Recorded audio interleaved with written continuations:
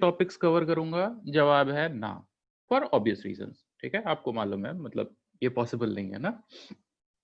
तो ये जो सारे चैप्टर्स के सिलेक्टेड टॉपिक्स मैं लूंगा, वो टॉपिक्स लेने का क्या फायदा है? क्या वो टॉपिक से मैं आपको 40% से 90% तक पहुंचा दूंगा? आपके सिलेक्शन के चांसेस 40% से 90% हो जाएंगे? इसका भी जवाब है ना।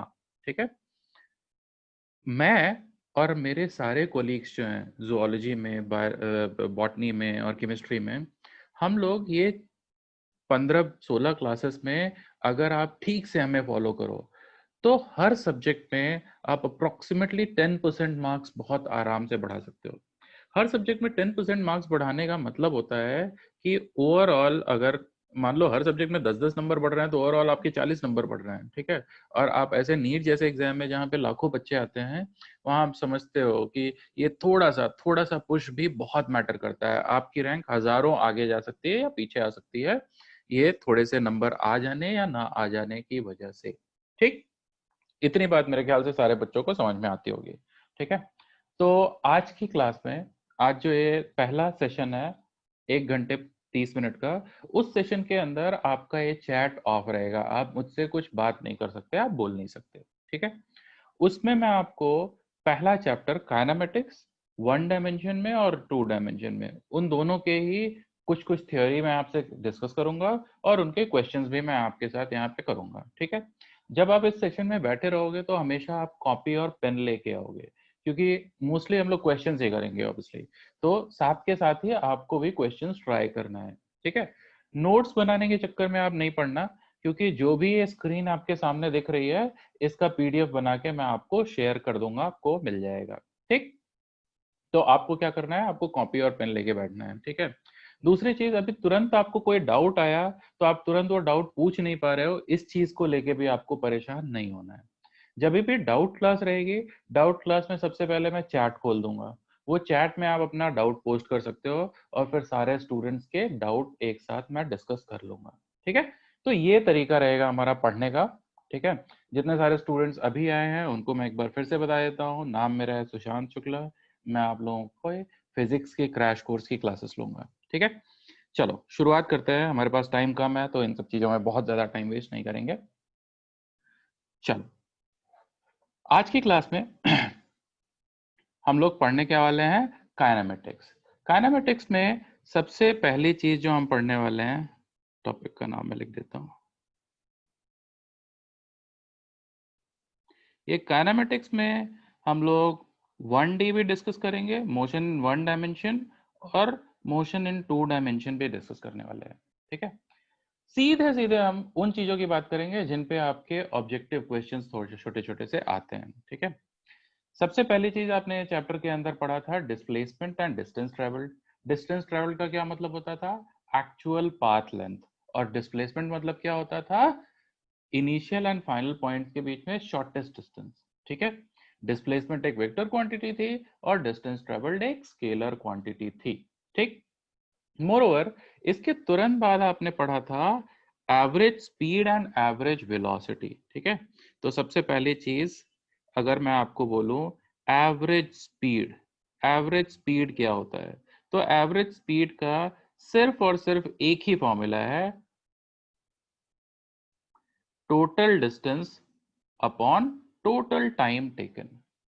और एवरेज वेलोसिटी का भी एक ही फॉर्मूला है, नेट डिस्प्लेसमेंट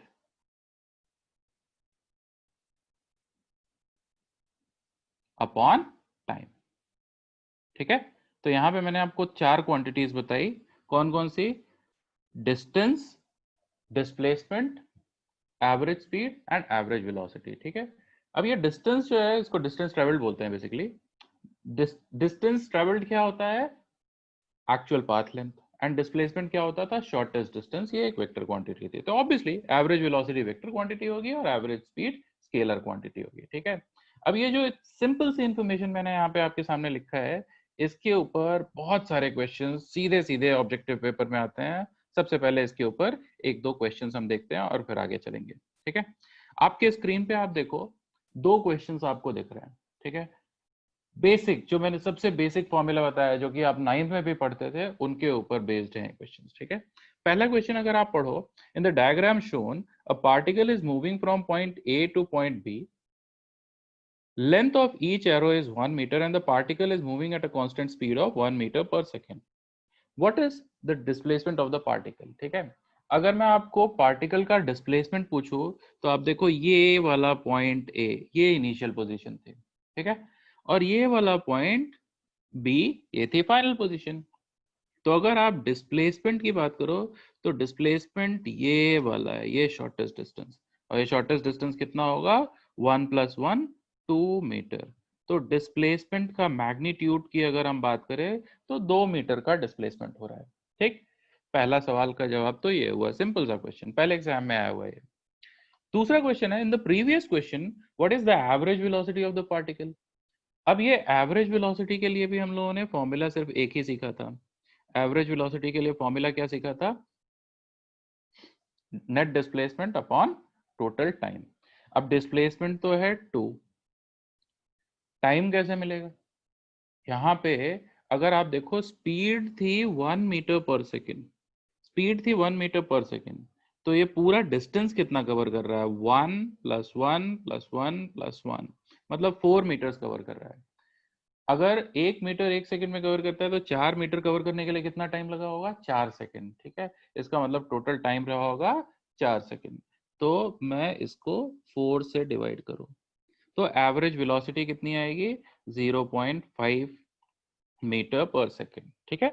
अगर इसी क्वेश्चन के अंदर मैं आपको एवरेज स्पीड पूछता, एवरेज स्पीड, तो ध्यान रहे आपको क्या कैलकुलेट करना रहता, आपको distance travelled upon total time calculate करना रहता है। और जब भी स्पीड कांस्टेंट होती है, स्पीड कांस्टेंट होती है तो ऑब्वियसली ऑब्वियसली एवरेज स्पीड वो कांस्टेंट स्पीड ही हो जाती है। अगर कोई भी क्वांटिटी कांस्टेंट है तो उसका एवरेज और इंस्टेंटेनियस वैल्यू एक जैसा ही होता है, ठीक है। आप में से कुछ बच्चे हैंड रेज कर रहे हैं, बेटा जब मैं आपसे कोई सवाल पूछूंगा तभी आप हैंड रेज करना, क्योंकि एक साथ बीच बीच में से हैंड रेज हो रहे होंगे ना तो मैं बहुत डिस्ट्रैक्ट होऊंगा, ठीक है। इस क्लास में हम लोग एकदम तेज स्पीड में चलेंगे और इसलिए अगली क्लास से मैं आपको टॉपिक बता दूंगा, आपको रिवीजन करके भी आना रहेगा, ठीक है। तो पहली हम लोगों ने बेसिक चीज डिस्कस करी, average speed, average velocity, distance travelled and displacement, और उनके ऊपर हम लोगों ने दो छोटे छोटे क्वेश्चंस करे, दो क्वेश्चंस और करेंगे, ठीक है।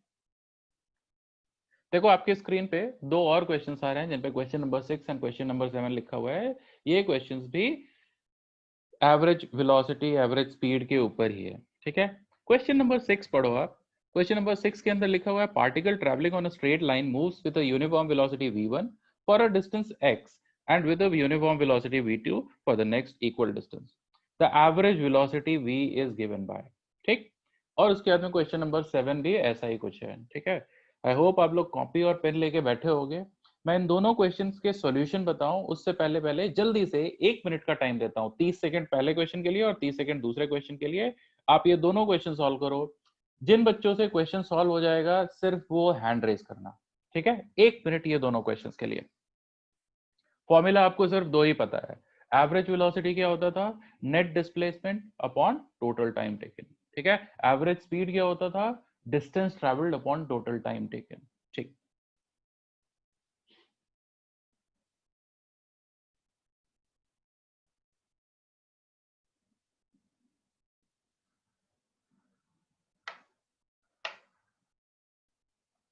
एक मिनट।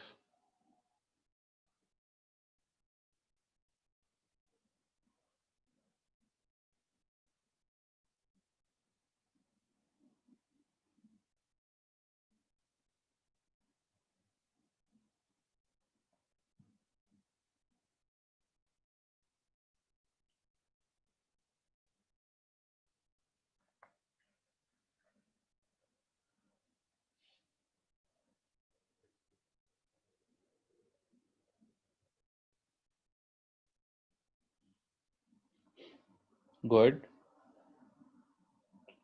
वेरी गुड, बहुत सारे लोगों का आंसर आ रहा है, बहुत बढ़िया है। आई थिंक अप्रोक्सीमेटली 30% स्टूडेंट्स ने सॉल्व कर लिया। 15 सेकंड और बच्चों, जल्दी से।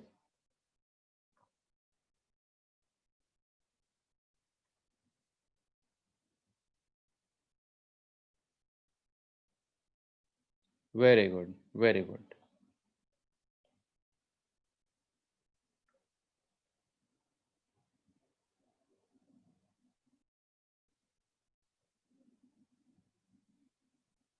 चलो डिस्कस करते हैं। पहले क्वेश्चन के अंदर particle is travelling on a straight line, moves with a uniform velocity v1 for a distance x and with a uniform velocity v2 for next equal distance। ध्यान रहे पहले क्वेश्चन के अंदर जो लैंग्वेज है उसमें आप देखो डिस्प्लेसमेंट कहीं नहीं लिखा, डिस्टेंस लिखा हुआ है, distance.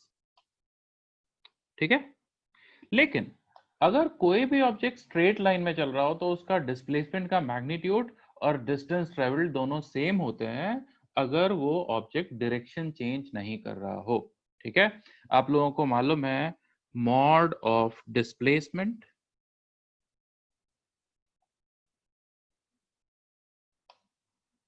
always remains less than or equal to distance traveled, distance travel. ठीक है, और ये इक्वलिटी कब होल्ड करती है?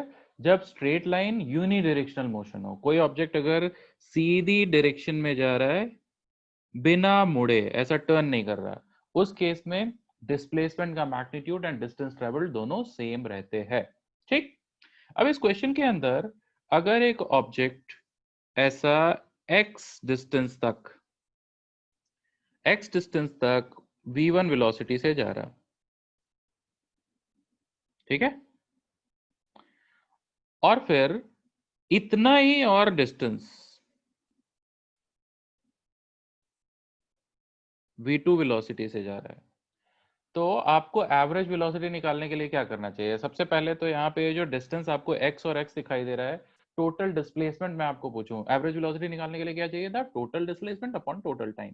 ठीक है, तो टोटल डिस्प्लेसमेंट तो रहेगा 2x,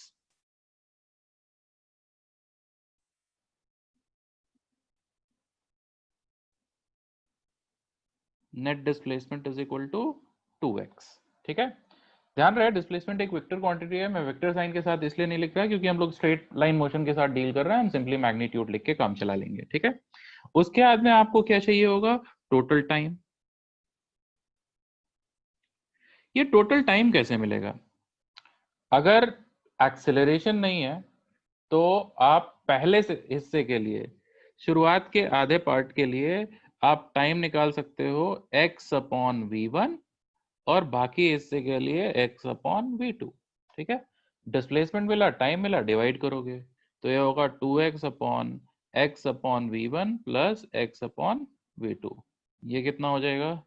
I think v1 v2 upon v1 plus v2। ठीक है, तो हाँ जी, तो यहाँ पे 2 आ जाएगा ना, ये हुआ एवरेज वेलोसिटी v के इक्वल। ठीक है, ऐसा कोई ऑप्शन नहीं गिवन है तो ऑब्वियसली आपको ये मैनिपुलेट करना पड़ेगा। आई थिंक आप इसको 1 अपॉन v करोगे तो सी ऑप्शन आ जाएगा, है ना?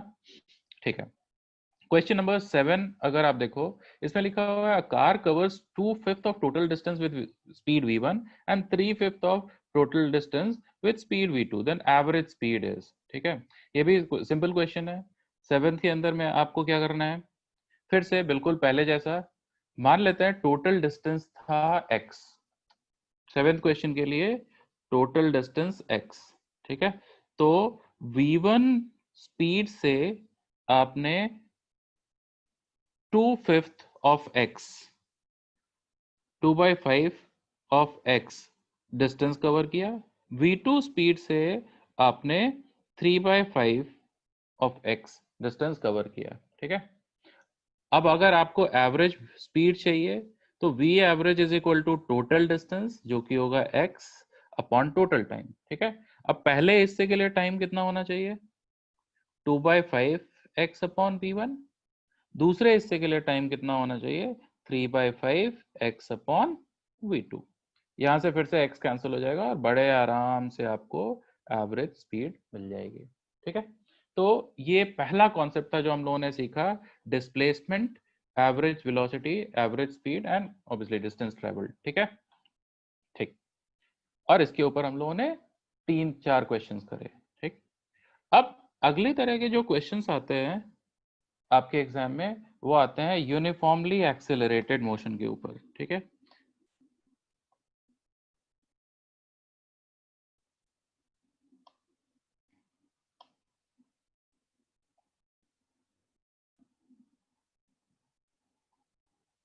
बिना डेरिवेशन के अगर मैं आपको बताऊं कि स्ट्रेट लाइन मोशन में एक्सेलरेशन कांस्टेंट है, तो आपने तीन इक्वेशंस तो पढ़ी है नाइन्थ क्लास से, ठीक है। वो तीन इक्वेशंस कौन कौन सी होती थी? v is equal to u plus a t, s is equal to u t plus half a t square, and v square is equal to u square plus 2as, ठीक है। Where s is displacement, u is initial velocity, v is final velocity, t is time interval, and a is constant acceleration. ध्यान रहे, ये equations आप सिर्फ और सिर्फ तब अप्लाई कर सकते हो जब एक्सेलरेशन की वैल्यू कांस्टेंट हो, टाइम के साथ साथ चेंज नहीं हो रही हो, पोजीशन के साथ चेंज नहीं हो रही हो। ऐसी सिचुएशन में आप ये इक्वेशंस लगा सकते हो। मोर ओवर, इन्हीं इक्वेशंस की हेल्प से आप किसी एक पर्टिकुलर सेकंड के इंटरवल में nth सेकंड में भी डिस्प्लेसमेंट निकाल सकते हो। उसका फॉर्मूला भी सीखा है आपने,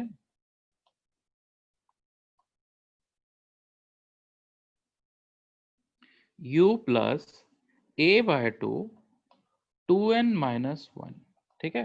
ये nth सेकंड का मतलब क्या होता है? जैसे हम लोग मान लेते हैं, टाइम लाइन बना लेते हैं, ये ऐसा एक टाइम लाइन है, ठीक है। ये है टाइम 0, ये 1 सेकेंड, 2 सेकेंड, 3 सेकेंड, 4 सेकेंड, ये टाइम इन सेकेंड्स हमने लिख रखा है, ठीक है। अगर मैं आपको बोलूं डिस्प्लेसमेंट इन 4 सेकेंड्स निकालो, ठीक है, इसका मतलब ये होगा कि ये यहां से लेके यहां तक इतने टाइम के अंदर अंदर में ये टाइम इंटरवल में कितना डिस्प्लेसमेंट हुआ, ये आप कैलकुलेट करो, ठीक है। ये टाइम इंटरवल है 4 सेकेंड्स, ठीक है। अगर मैं आपको बोलूं डिस्प्लेसमेंट इन फोर्थ सेकंड निकालो, या for that matter fourth second में कोई भी क्वांटिटी आप कैलकुलेट करो, तो फोर्थ सेकंड का क्या मतलब हुआ? ये 3 सेकंड, ये 3, ये है पॉइंट ऑफ टाइम 3, और ये है पॉइंट ऑफ टाइम 4। ये जो 3 से 4 के बीच का इंटरवल है ना, इसको बोलते हैं फोर्थ सेकंड, फोर्थ सेकंड, ठीक है। तो मेरे ख्याल से आपको 4 सेकेंड्स एंड फोर्थ सेकंड में फर्क समझ में आ रहा होगा, ठीक है। nth सेकंड हमेशा 1 सेकंड का इंटरवल होता है, nth सेकंड हमेशा 1 सेकंड का इंटरवल होता है, ठीक है।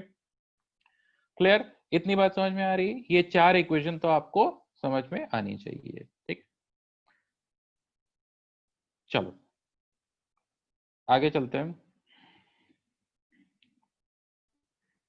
एक और इंपॉर्टेंट बात, अगर आपको ये तीन इक्वेशंस क्लियर हो रही हैं, तो ये सेकंड वाली इक्वेशन में अगर आप देखो, तो सेकंड वाले इक्वेशन के हिसाब से s is equal to half a t square if u is equal to 0।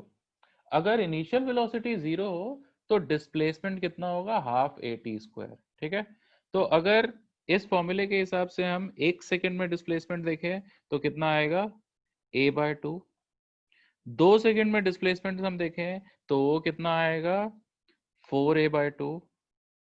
3 seconds में हम डिस्प्लेसमेंट देखें, तो आएगा 9a/2, ठीक। अगर मैं आपको बोलूं फर्स्ट सेकंड में डिस्प्लेसमेंट निकालो, फर्स्ट सेकंड, तो फर्स्ट सेकंड में डिस्प्लेसमेंट एंड 1 सेकंड में डिस्प्लेसमेंट एक ही बात है, a/2। अगर मैं आपको बोलूं सेकंड सेकंड में डिस्प्लेसमेंट निकालो, तो आपका जवाब होगा 2 सेकंड का डिस्प्लेसमेंट में से 1 सेकंड का डिस्प्लेसमेंट को माइनस करो, ठीक है। 2 सेकंड के डिस्प्लेसमेंट में से 1 सेकंड का डिस्प्लेसमेंट को माइनस करो, या फिर ये एस nth वाला जो फॉर्मूला था, इसमें सीधे u की वैल्यू 0 पुट करके n की वैल्यू 2 पुट करो। दोनों ही केसेस में आप देखोगे ये आएगा 3a/2।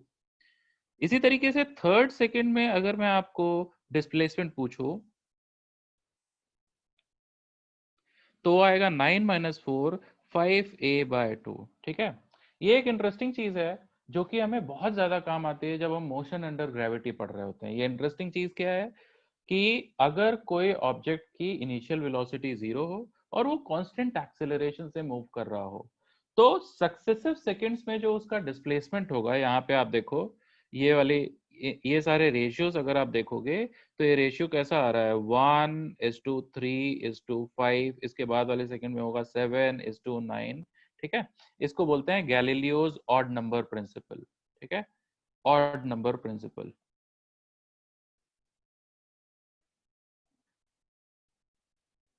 ठीक, ये गैलीलियो ने ऑब्वियसली सबसे पहली बार ऑब्जर्व किया था। कोई बहुत बड़ा फैक्ट नहीं है, कोई अलग सा रॉकेट साइंस नहीं है, लेकिन हमारे लिए बहुत काम का है। ठीक है, मैं एक बार फिर से बोल देता हूँ क्या था। अगर इनिशियल वेलोसिटी 0 है एंड एक्सेलरेशन कांस्टेंट है, तो displacement in successive seconds remains displacement in successive interval of 1 second remains in simple odd number ratio 1:3:5:7:9। ठीक है, तो ये चार चीजें हम लोगों ने शुरुआत में जो पढ़ा था, एवरेज स्पीड और एवरेज वेलोसिटी, उसके ऊपर चार क्वेश्चंस किए। अब इसके ऊपर हम लोग देख लेते हैं हमारे काम के क्या क्या क्वेश्चंस हो सकते हैं। ठीक है, चलो जल्दी से क्वेश्चंस पे आते हैं। आई एम श्योर आप लोग कॉपी लेके बैठे होंगे। ठीक है, आपके स्क्रीन पे दो क्वेश्चंस दिख रहे हैं। ठीक है, question number 16 and question number 17, जल्दी से रीड करो। दोनों क्वेश्चंस के लिए 30-30 सेकंड, 30 सेकंड के अंदर ये दोनों क्वेश्चन आने चाहिए। सिंपल सिंपल क्वेश्चंस हैं। इसी तरह के क्वेश्चंस आपके एग्जाम में बहुत सारे आएंगे। ठीक है, ध्यान रखना एग्जाम में आपको हमेशा सबसे पहले सिंपल क्वेश्चंस ढूंढने हैं।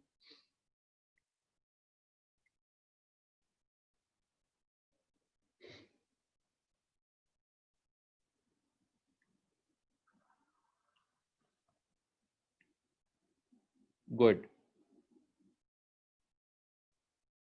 आई होप जैसा मैंने शुरू में आपको बताया, जितने स्टूडेंट से क्वेश्चन हो जाएगा सिर्फ वो हैंड रेज करेंगे।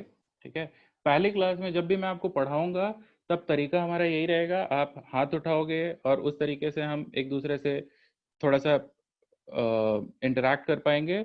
जब डाउट सेशन रहेगा उस वक्त मैं चैट खोल दूंगा, वहां पे आप अपने सारे डाउट्स लिख सकते हो। ठीक है, अभी तुरंत आप नोट्स बनाने के चक्कर में मत पड़ना, ये पीडीएफ मैं आपके साथ शेयर कर दूंगा। ठीक है, वेरी गुड।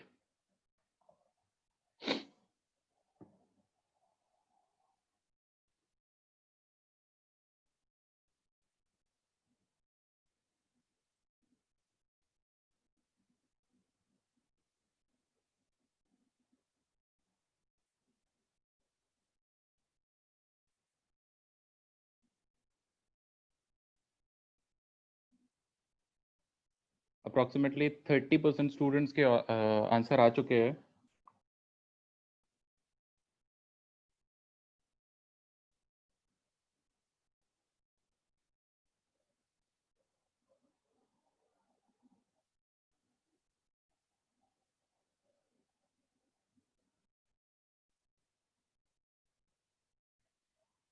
ठीक है, देखते हैं क्वेश्चन नंबर 16। अगर आप देखो तो इस क्वेश्चन के अंदर car starts, car at rest accelerates. At rest का क्या मतलब होता है, इनिशियल वेलोसिटी 0।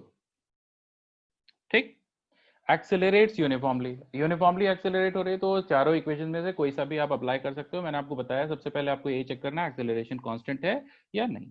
ठीक है, to a speed of 144 kilometre per hour in 20 seconds. अब आपको ये बहुत इंपॉर्टेंट है, ये जरूर हमेशा याद रखना है कि ये जो वैल्यूज हैं ये या तो सारे ही मीटर में, सेकंड में, इस तरीके से होनी चाहिए, और या फिर सारे ही किलोमीटर और आवर में होनी चाहिए। ठीक है, तो सबसे पहले तो इसको हम चेंज करते हैं। v is equal to 144 kilometre per hour को हम लिख सकते हैं 144 मल्टीप्लाइड बाय 5/18। ठीक है, 5/18 ये कितना रहेगा, I think 840 metre per second.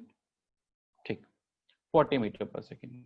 ठीक है, टाइम कितना था, 20 सेकेंड।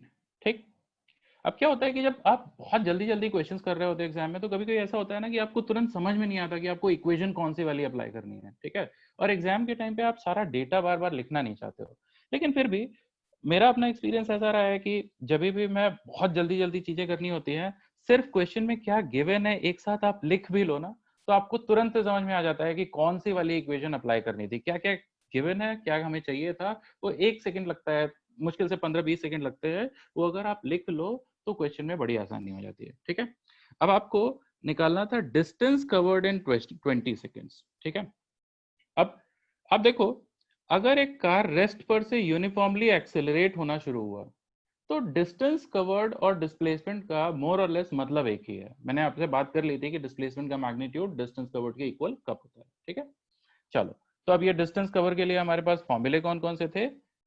एक तो ये वाला था, मतलब डिस्प्लेसमेंट, और एक ये वाला था। कौन सा वाला फॉर्मूला यहां पे लगाएं कि ये क्वेश्चन सॉल्व हो जाएगा? एक स्टेप में ये क्वेश्चन सॉल्व होने का कोई तरीका है?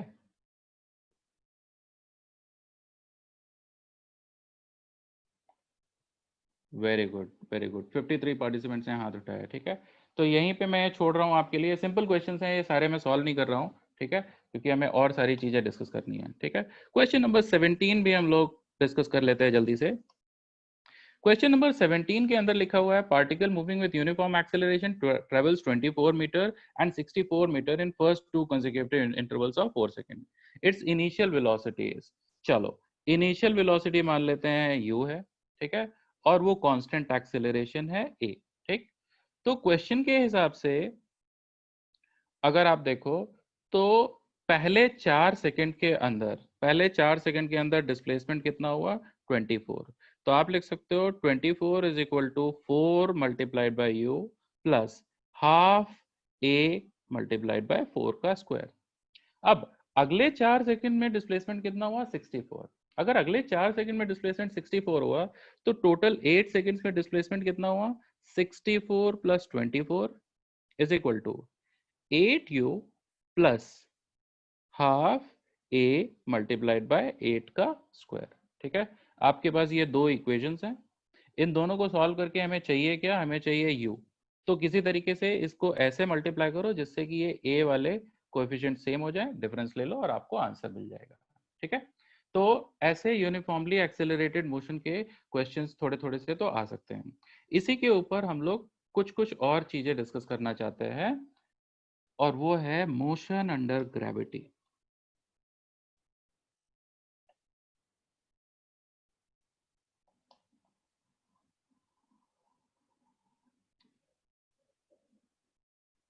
आपको मालूम है कि अगर ग्राउंड पर से आपने किसी भी ऑब्जेक्ट को ऊपर की तरफ प्रोजेक्ट किया, मान लेते हैं यू स्पीड से प्रोजेक्ट किया, अब अगर आपने खुद अपने हाथ से एक बॉल ऊपर की तरफ फेंका है तो हार्डली आप 50 मीटर भी आप नहीं फेंक पाओगे। ठीक है, और इतनी कम डिस्टेंस के लिए जो अर्थ का ग्रेविटेशनल पुल है उसकी वजह से जो एक्सेलरेशन नीचे की डायरेक्शन में आएगा, उस एक्सेलरेशन को आप कांस्टेंट ले सकते हो। ठीक है, तो अगर 10 मीटर, 20 मीटर, 50 मीटर, 100 मीटर की बात चल रही हो तो एक्सेलरेशन ड्यू टू ग्रेविटी को हम कांस्टेंट ले सकते हैं।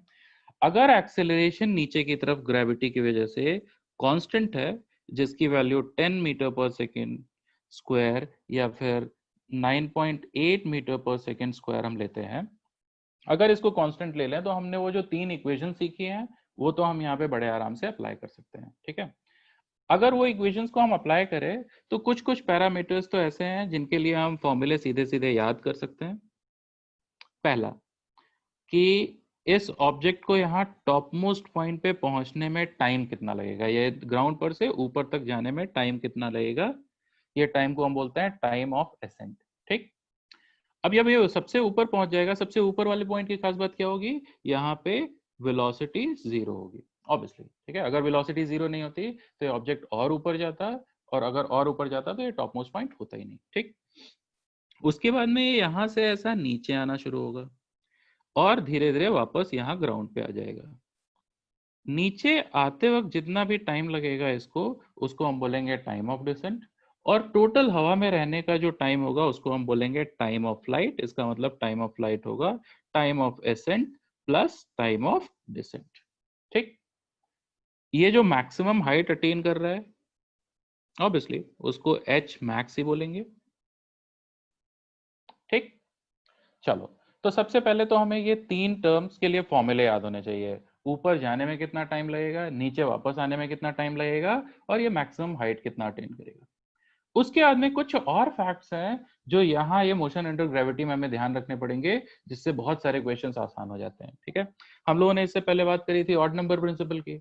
ऑड नंबर प्रिंसिपल हम कब लगा सकते थे? जब भी एक्सेलरेशन कांस्टेंट रहता था और इनिशियल वेलोसिटी होती थी 0।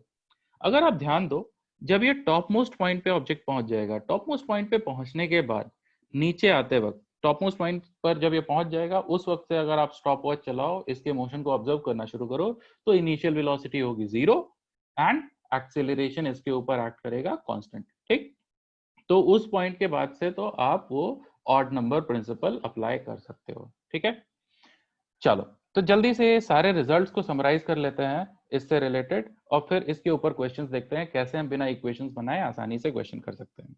सबसे पहले बात करते हैं टाइम ऑफ एसेंट की। टाइम ऑफ एसेंट अगर आपको निकालना है तो आप ये सबसे नीचे वाले पॉइंट से ऊपर वाले पॉइंट तक का मोशन को डिस्कस करोगे। आप बोल सकते हो फाइनल वेलोसिटी जो कि 0 है is equal to initial velocity plus acceleration कितना है, माइनस जी इसलिए क्योंकि वेलोसिटी के ऑपोजिट डायरेक्शन में, ऊपर को हमने पॉजिटिव लिया है, multiplied by time of ascent. और यहां से टाइम ऑफ एसेंट मिल जाएगा आपको u अपॉन जी। इसी तरीके से अगर आप कैलकुलेट करने बैठो तो आप टाइम ऑफ डिसेंट भी कैलकुलेट कर सकते हो, वो भी आएगा u अपॉन जी। इसका मतलब अगर हम एयर रेजिस्टेंस को नेग्लेक्ट कर दें तो time of ascent and time of descent same आता है। टोटल टाइम ऑफ फ्लाइट आ जाएगा 2u अपॉन जी। और अब बात करते हैं मैक्सिमम हाइट की। ठीक है, मैक्सिमम हाइट निकालने के लिए फिर से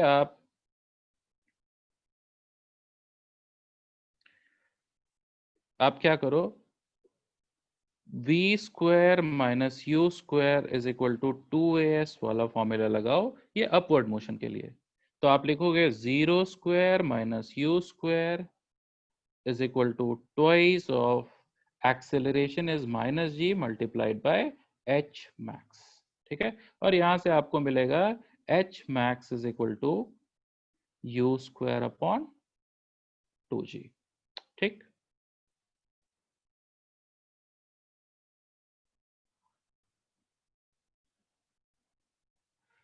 चलो आपके पास ये तो कुछ फॉर्मूले हो गए, इनके ऊपर तो क्वेश्चंस आते ही आते हैं। ठीक है, उसके बाद में अब आगे बात करते हैं। अगर टॉप मोस्ट पॉइंट से हम बात करें, टॉप मोस्ट पॉइंट से, तो फर्स्ट सेकेंड ऑफ डिसेंट में, फर्स्ट सेकेंड ऑफ डिसेंट में जो डिस्प्लेसमेंट होगा वो होना चाहिए था a/2। हम लोगों ने बात कर लिया था इसके बारे में, ऑड नंबर प्रिंसिपल हम अप्लाई कर सकते हैं। वो डिस्प्लेसमेंट कितना होगा, g/2। इस केस में एक्सेलरेशन कितना है, g/2। इसका मतलब ये होगा 4.9 मीटर या फिर 5 मीटर, आप g की वैल्यू जो भी ले रहे हो। Similarly second second of descent में ये डिस्प्लेसमेंट होना चाहिए था 3g/2। 3g/2 का मतलब क्या होगा, 4.9 का 3 टाइम्स क्या होगा, 14.7। 14.7 या फिर चलो इजियर वैल्यू लिखते हैं 5 मीटर, ये होगा 15 मीटर। ठीक है, उसी तरीके से third second of descent, third second of descent में 5g/2 या फिर 25 मीटर होगा। ये हम लोग बात कब की कर रहे हैं, डिसेंट की, नीचे जाते वक्त की। ठीक है, एक और इंटरेस्टिंग फैक्ट, जब, चलो मैं पेज बदल लेता हूं, जब आप किसी भी ऑब्जेक्ट को ऊपर ऐसा फेंकते हो तो एसेंट के दौरान जो लास्ट सेकंड में डिस्प्लेसमेंट का मैग्नीट्यूड होता है, ठीक है, और डिसेंट के दौरान जो फर्स्ट सेकंड में डिस्प्लेसमेंट का मैग्नीट्यूड होता है वो हमेशा सेम रहता है। ठीक है, सिमिलरली सेकंड लास्ट सेकंड में जो डिस्प्लेसमेंट का मैग्नीट्यूड होता है और सेकंड सेकंड ऑफ डिसेंट में जो डिस्प्लेसमेंट का मैग्नीट्यूड होता है वो भी सेम होता है। ठीक है, तो इसको मैं लिख देता हूं S last, S second last. ठीक है, ये फर्स्ट सेकंड ऑफ डिसेंट और ये सेकंड सेकंड ऑफ डिसेंट। तो इसका मतलब ये भी हुआ कि आप एक पत्थर को कितनी भी वेलोसिटी से फेंको, अगर उसका टाइम ऑफ एसेंट 1 सेकेंड से ज्यादा है तो ये एसेंट के आखिरी सेकेंड में हमेशा 5 मीटर का ही डिस्प्लेसमेंट होगा। सिमिलरली डिसेंट के पहले सेकेंड में 5 मीटर का डिस्प्लेसमेंट होगा। डिसेंट के सेकेंड सेकेंड में ये 15 मीटर का डिस्प्लेसमेंट होगा, इधर की तरफ ये वाला भी 15 मीटर का डिस्प्लेसमेंट होगा। ठीक है, इसको आप रिलेट कर पा रहे होगे थोड़ा सा। ठीक है, तो हम लोग यहाँ पे सीधे ऐसे लिख सकते हैं, displacement in nth second, displacement in nth second of descent. ठीक है,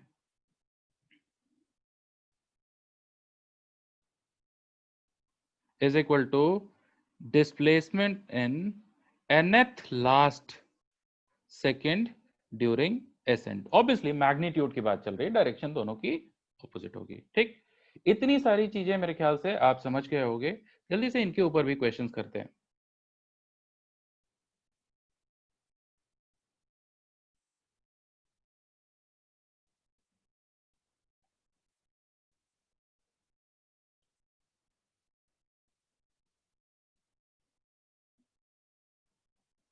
ठीक है, चलो आपके सामने ये क्वेश्चंस दिख रहे हैं, क्वेश्चन नंबर 18 और क्वेश्चन नंबर 19। ठीक है, जल्दी से 30 सेकेंड क्वेश्चन नंबर 19 पहले अटेम्प्ट करो। Question number 19, 30 seconds.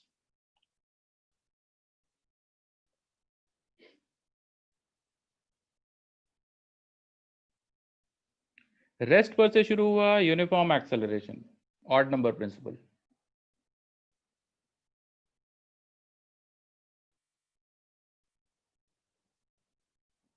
Very good, बहुत सारे आंसर्स आ रहे हैं। जिन स्टूडेंट्स ने कर लिया क्वेश्चन नंबर 18 भी अटेम्प्ट करो।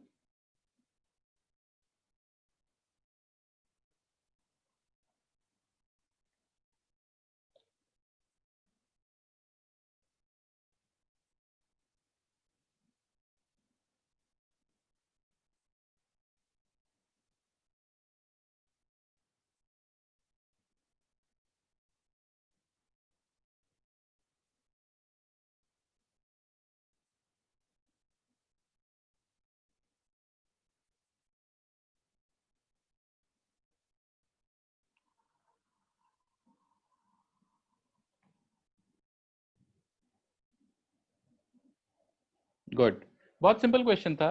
पहली बात तो रेस्ट पर से शुरू हुआ, एक्सेलरेशन यूनिफॉर्म था, अधिकतर लोगों ने आप में से कर लिया है। आपको ratio of distance travelled by the body during fourth and third second निकालना था। ठीक है, आप देखो जो डिस्प्लेसमेंट होगा 1:3:5:7 ऐसा होगा। ये है फर्स्ट सेकंड में, ये सेकंड सेकंड में, ये थर्ड सेकंड में, ये फोर्थ सेकंड में। तो 4 अपॉन फोर्थ सेकंड का डिस्प्लेसमेंट अपॉन थर्ड सेकंड का डिस्प्लेसमेंट निकालना था, तो आंसर क्या होना चाहिए? 7/5, 7/5। ठीक है, ऑड नंबर प्रिंसिपल मेरे ख्याल से आपको समझ में आ रहा होगा। और जितनी चीजें हम लोगों ने डिस्कस करी उसके ऊपर एक और क्वेश्चन करते हैं। Question, an object is thrown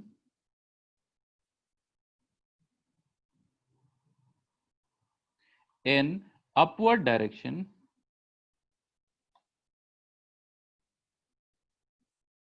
such that its displacement, obviously magnitude of displacement in 7th second is equal to magnitude of displacement in 14th second। ठीक है, एक ऑब्जेक्ट को आपने ऊपर की तरफ फेंका और आपने देखा कि उसका डिस्प्लेसमेंट 7वें सेकंड में जितना हुआ था और 14वें सेकंड में जितना डिस्प्लेसमेंट हुआ था वो मैग्नीट्यूड्स इक्वल थे। ठीक, फाइंड इनिशियल वेलोसिटी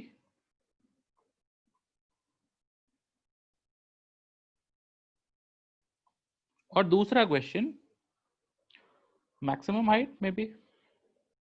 चलो टाइम ऑफ फ्लाइट निकालो।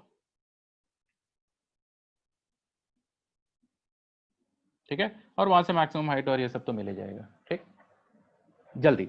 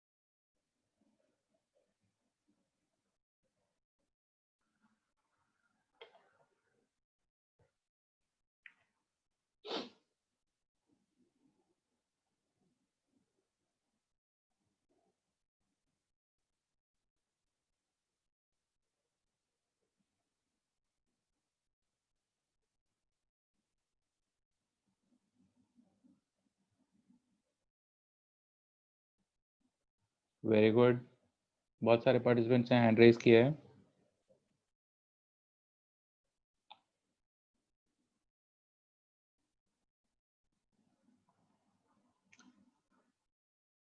चलो देखते हैं, जल्दी से क्वेश्चन देखते हैं। इस क्वेश्चन के अंदर लिखा हुआ है 7वें सेकंड और 14वें सेकंड के अंदर डिस्प्लेसमेंट का मैग्नीट्यूड सेम है। अब आप सोचो कि 7 सेकंड एंड 14 सेकंड में डिस्प्लेसमेंट का मैग्नीट्यूड सेम है, इसका मतलब दोनों एसेंट के दौरान या दोनों डिसेंट के दौरान नहीं हो सकते। इसमें से 7 सेकंड आएगा हमेशा एसेंट के टाइम पे और 14 सेकंड आएगा डिसेंट के टाइम, जब वो ऑब्जेक्ट नीचे आ रहा होगा। कारण क्या है इसका? वो इसलिए क्योंकि ये मोशन तो एक्सेलरेटेड है ना, तो एसेंट के दौरान ही सक्सेसिव सेकंड्स में जो डिस्प्लेसमेंट्स होंगे उनका मैग्नीट्यूड कम होता जाएगा। 2 सेकंड्स ऐसे आपको मिलेंगे नहीं जिनका मैग्नीट्यूड, जिनमें डिस्प्लेसमेंट का मैग्नीट्यूड सेम हो। ठीक, तो अब 7 सेकंड में आप देखो यहाँ पे, ये है 7 सेकंड, ठीक है, और ये है 14 सेकंड। ठीक, 7 सेकंड और 14 सेकंड में जो डिस्प्लेसमेंट का मैग्नीट्यूड था वो सेम था। 7 सेकंड का मतलब क्या होता था, ये मैंने आपको शुरू शुरू में ही क्लियर कर दिया था। ये पॉइंट ऑफ टाइम है 6 सेकंड और ये वाला है 7 सेकंड। ठीक है, 6 सेकंड से लेके 7 सेकंड के बीच में जो 1 सेकंड का टाइम इंटरवल है, इसको हम बोलते हैं 7वां सेकंड। ठीक है, सिमिलरली ये पॉइंट ऑफ टाइम है 14 सेकंड और ये वाला है 13 सेकंड।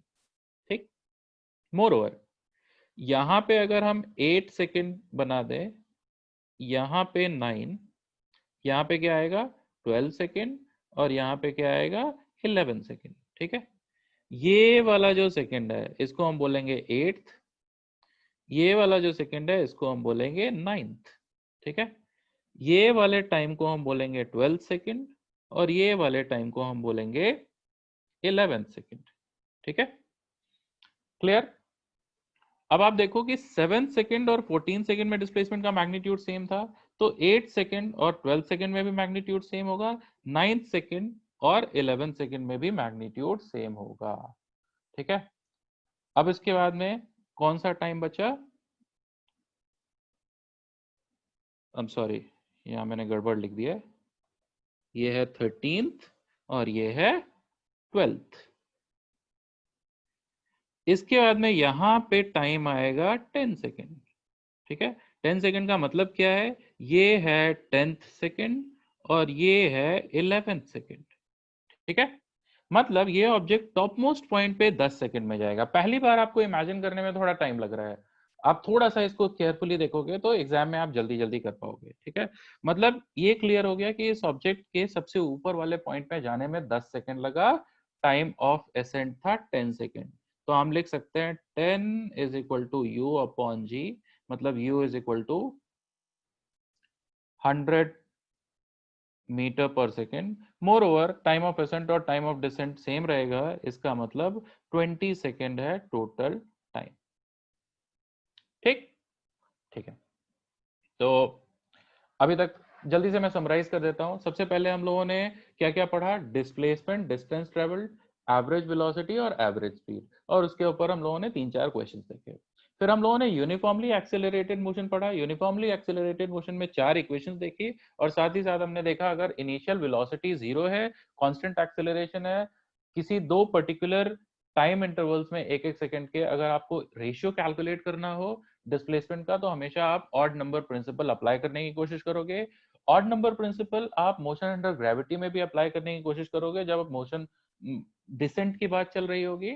ठीक है, साथ ही साथ कुछ फॉर्मूले देखे, वो आपको याद करके सिंपल सिंपल क्वेश्चन सॉल्व करने हैं। ठीक है, अगली चीज जो हम लोग पढ़ने वाले हैं वो है ग्राफिकल एनालिसिस के ऊपर क्वेश्चंस। जो मोशन में, काइनेमेटिक्स में ग्राफ्स के ऊपर बहुत सारे क्वेश्चंस आते हैं। ठीक है, तो आपको ग्राफ कौन कौन से पता होने चाहिए ये भी मैं आपको बता देता हूँ, और उनसे इंफॉर्मेशन क्या क्या मिलती है। सबसे पहले आता है पोजीशन टाइम ग्राफ।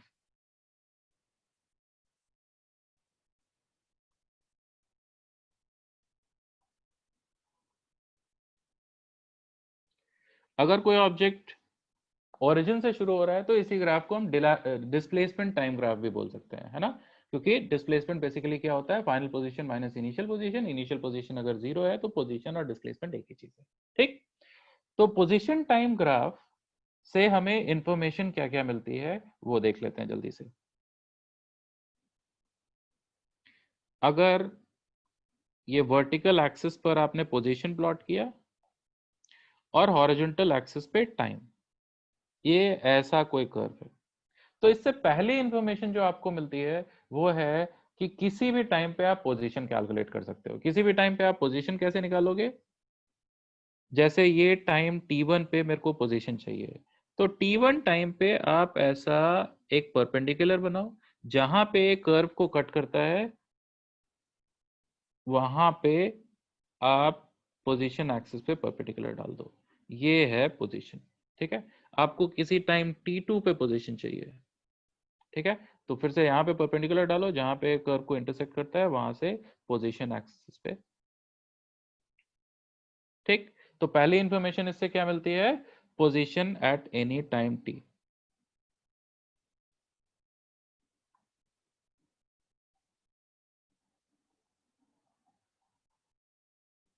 दूसरी इंफॉर्मेशन जो इससे मिलती है, पोजीशन टाइम ग्राफ का स्लोप आपको इंस्टेंटेनियस वेलोसिटी, उस इंस्टेंट पे वेलोसिटी की वैल्यू देता है।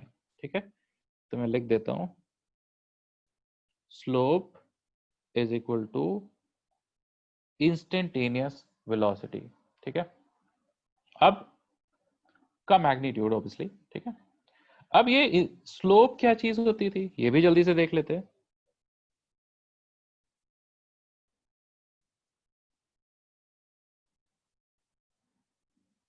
अगर ऐसा एक कर्व है, अगर मैं आपको बोलूं इस कर्व का इस पर्टिकुलर पॉइंट पे, मतलब इस टाइम t1 पे स्लोप कैलकुलेट करो, तो आपको सिंपली कर्व का टैंजेंट ड्रॉ करना पड़ेगा, और ये टैंजेंट ये पॉजिटिव हॉरिजॉन्टल एक्सिस, इस केस में टाइम एक्सिस के साथ जो भी एंगल बना रहा है उस एंगल के टैन रेशियो को हम बोलते हैं स्लोप। ठीक है, ठीक, स्लोप मेरे ख्याल से क्लियर हो रहा होगा आपको। तो पोजीशन टाइम ग्राफ से आप किसी भी टाइम पर पोजीशन निकाल सकते हो, और दूसरी चीज उसके स्लोप से आपको मिलती है वेलोसिटी। ठीक, अब यहां पे अगर आप देखो इस पर्टिकुलर केस में ये थीटा, थीटा एक्यूट है। ठीक है, और टैन थीटा, जब भी थीटा एक्यूट होता है टैन थीटा पॉजिटिव होता है, तो इस केस में स्लोप है पॉजिटिव। स्लोप पॉजिटिव मतलब इस केस में वेलोसिटी है पॉजिटिव। ठीक, अगर एक दूसरी सिचुएशन देख लें,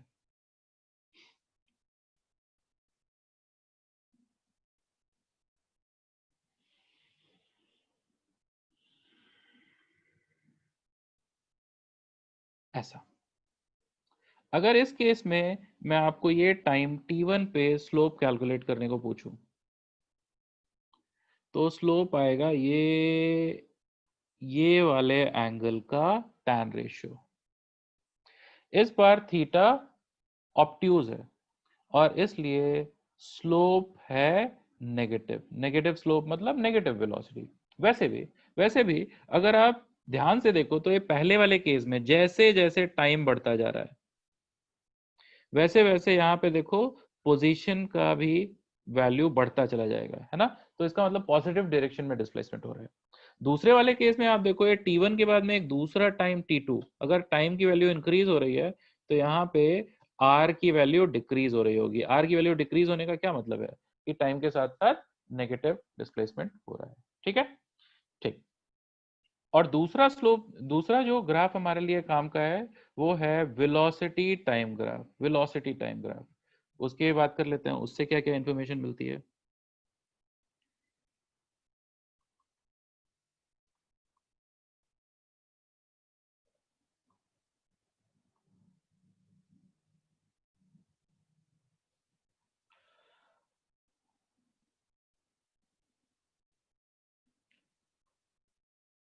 वेलोसिटी टाइम ग्राफ से हमें मेनली तीन जरूरी इंफॉर्मेशन मिलती है। ठीक है, पहला,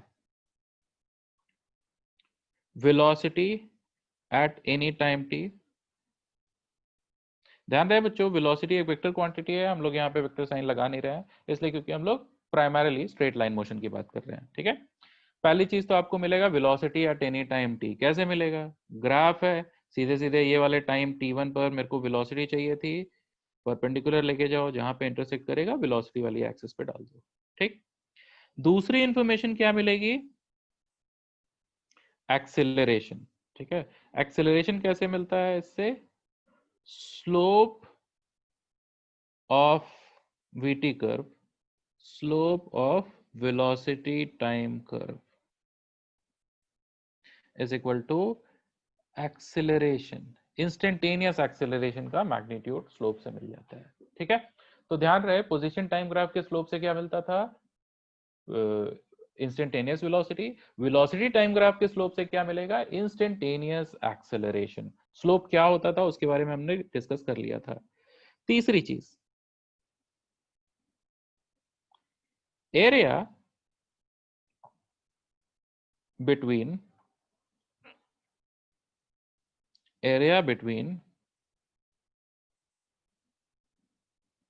VT curve, time axis and perpendiculars to the time axis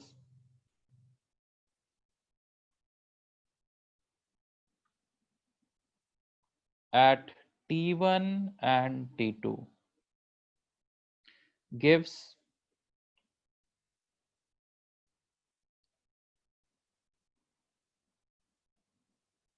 displacement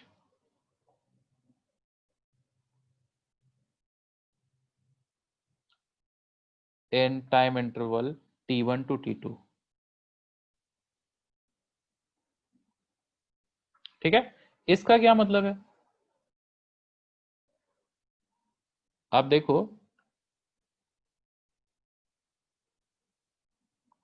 ये टाइम एक्सिस और ये वेलोसिटी एक्सिस। ठीक है, ये ऐसा कर्व है।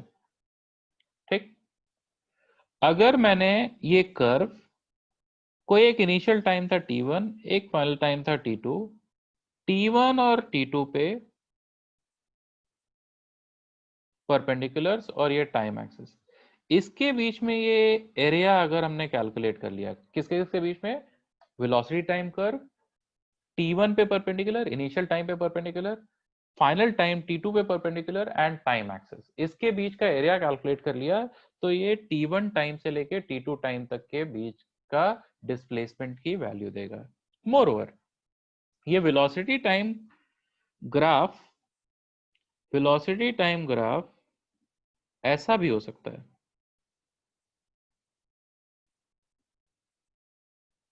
ऐसा। ठीक है, मतलब वेलोसिटी थोड़े टाइम तक पॉजिटिव रही हो और थोड़े टाइम तक नेगेटिव रही हो, ऐसा भी तो हो सकता है। ठीक है, अगर मैं इस केस में ये मान लेते हैं ओरिजिन से टी तक का एरिया कैलकुलेट करूं, ये वाला एरिया ब्लू कलर से जो मैंने दिखा रखा है और ये वाला एरिया रेड कलर से जो मैंने दिखा रखा है, मान लेते हैं ये वैल्यू है A1 और ये वाली वैल्यू है A2। ठीक है, तो A1 plus A2 is equal to distance travelled होगा,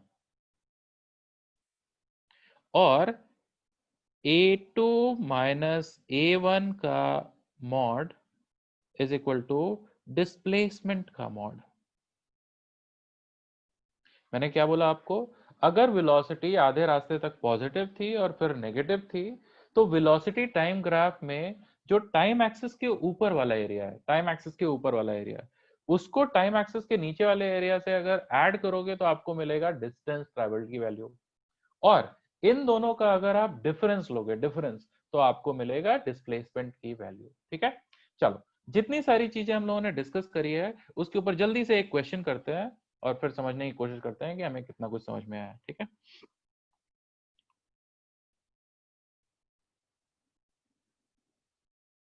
ऑलराइट, ठीक है,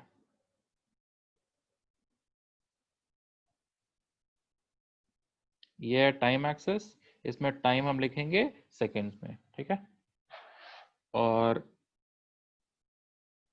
ये है वेलोसिटी एक्सिस, इसमें हम वेलोसिटी लिखेंगे ऑब्वियसली मीटर पर सेकेंड में, velocity in metre per second. ठीक,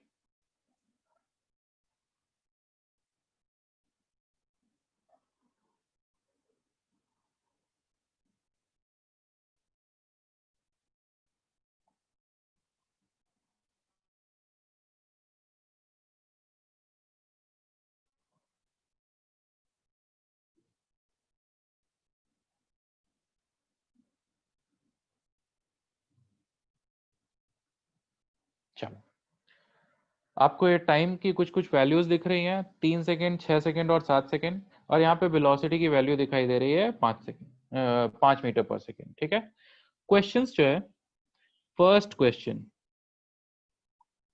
displacement from t is equal to 0 to t is equal to 6 second.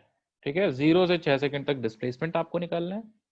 दूसरी चीज, velocity at t is equal to 2 second. तीसरी चीज, acceleration at t is equal to 2 second. चौथा, average velocity in interval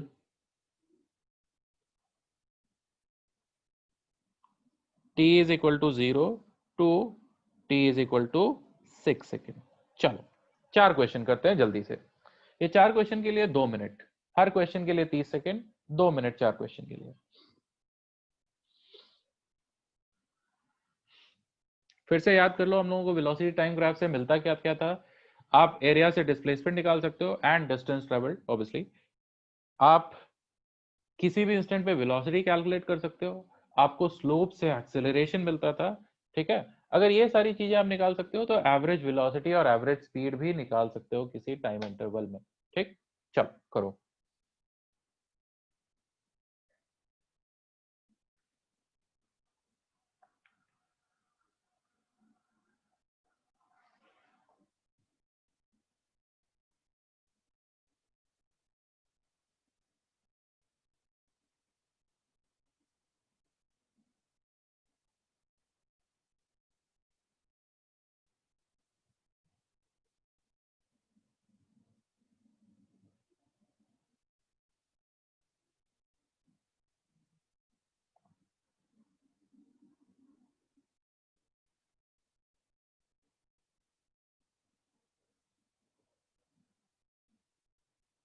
good, बहुत सारे लोगों ने कर लिया है।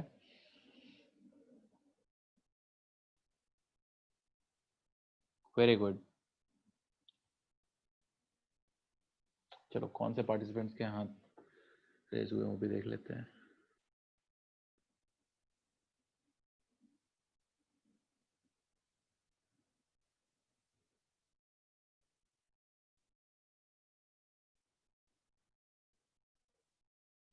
Very good.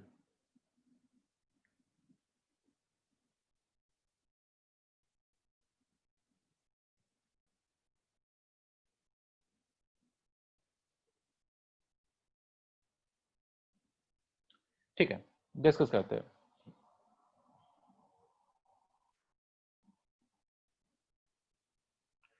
सबसे पहले, displacement from t is equal to 0 to t is equal to 6 second. ठीक है, t इज इक्वल टू 0 कहाँ है?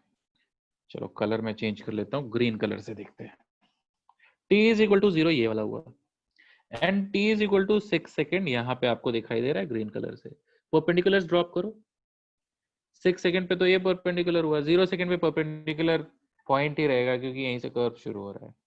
तो ये ग्रीन कलर से ये पॉइंट, ये रेड कलर की टाइम एक्सिस, और ये पर्पल कलर वाला कर्व, ये इसके बीच का अगर मैं एरिया कैलकुलेट करूं, ये वाला एरिया जो मैंने शेडेड रीजन दिखाया आपको, ये एरिया होना चाहिए डिस्प्लेसमेंट के इक्वल। ठीक है, अब ये एरिया कितना होगा आप देखो, इस ट्रायंगल का एरिया होना चाहिए हाफ 3 मल्टीप्लाइड बाय 5, प्लस अगर इस रेक्टेंगल का एरिया देखो तो ये वाली डिस्टेंस कितनी है, मतलब ये लेंथ कितनी, मल्टीप्लाइड बाय 5।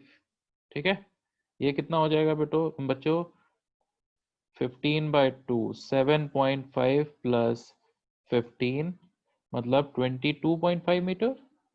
ठीक, दूसरा क्वेश्चन था, आपको वेलोसिटी निकालनी थी, कब निकालनी थी, at t is equal to 2 second.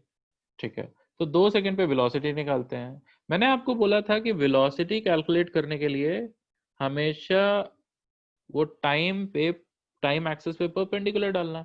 तो देखो रेड कलर से मैंने 2 सेकंड 3 सेकंड के थोड़ा पहले होगा और 0 के बाद में होगा, इतना तो समझ में आता है। तो यहीं कहीं पे 2 सेकंड होगा, यहाँ पे मैंने रेड कलर की लाइन खींच दी है, परपेंडिकुलर ड्रॉप कर लिया। ठीक, अब ये जहां पे इस कर्व को कट कर रहा है, इंटरसेक्ट कर रहा है, वहां से ऐसा एक वेलोसिटी एक्सिस पे परपेंडिकुलर ले लोगे। ठीक है, ये होगी वेलोसिटी इस वक्त।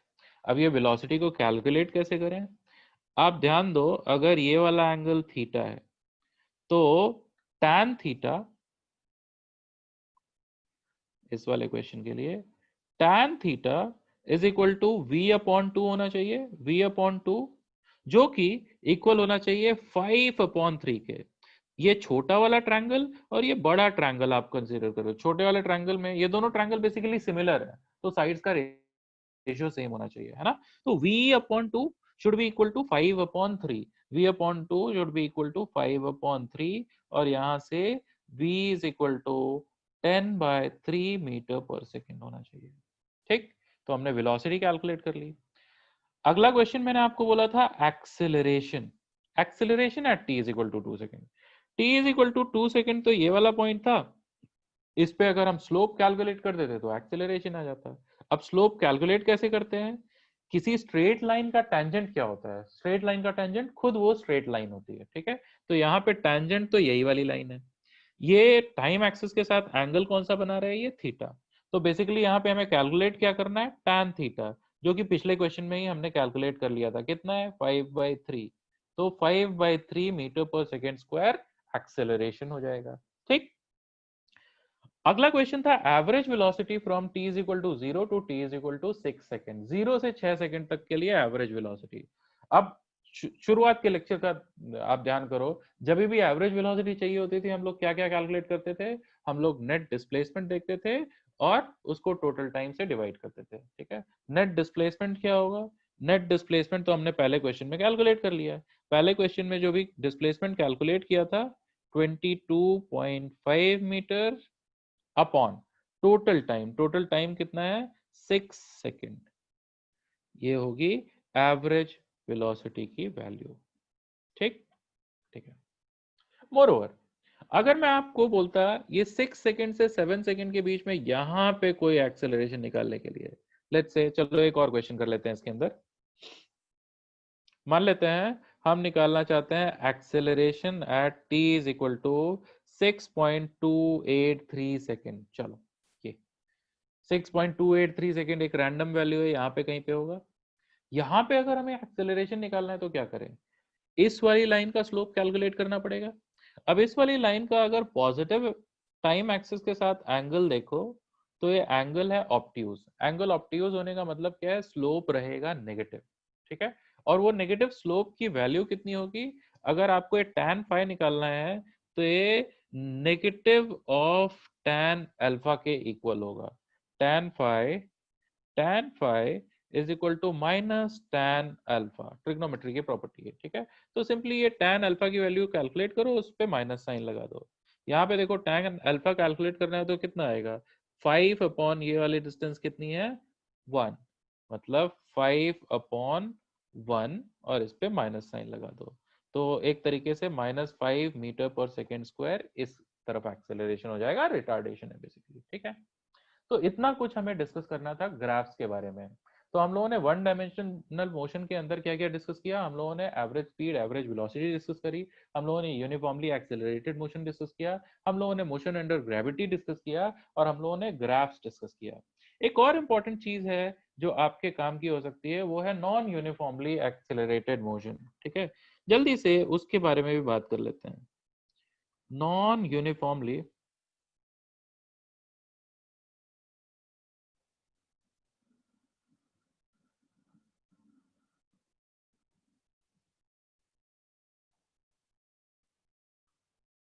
कई बार क्या होगा कि आपको position as a function of time given होगा, position as a function of time.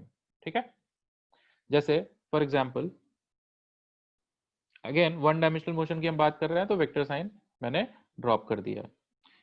r is equal to 3t³ minus 4t² plus 6t, ऐसा कुछ पोजीशन गिवन है as a function of time. ठीक है, आपको वेलोसिटी निकालनी है, आपको एक्सेलरेशन निकालना है किसी टाइम पे। ठीक है, तो आपको हमेशा याद रखना पड़ेगा किसी भी इंस्टेंट पे वेलोसिटी का magnitude is equal to rate of change of position dr by dt होता है, एंड एक्सेलरेशन होता है dv by dt। Velocity dr by dt, acceleration dv by dt। अगर हम वन डायमेंशन में बात कर रहे हैं तो एरोहेड हम ड्रॉप भी कर सकते हैं। ठीक है, मोर ओवर यहाँ पे ही अगर मैं dr से ऊपर नीचे मल्टीप्लाई करूंगा तो ये होगा dv dt dr dr dr by dt क्या हो जाएगा v, तो v dv bye dr।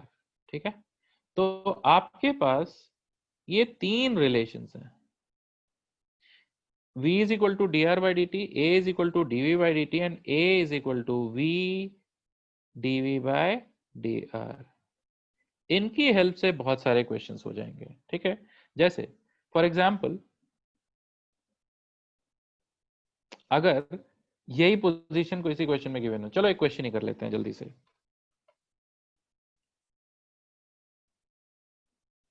Position of a particle moving along a straight line is given by r is equal to 3t square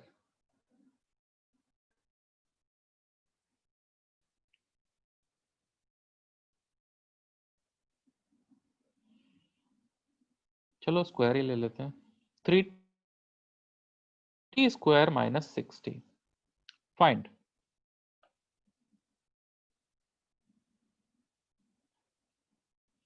first है position at initial position,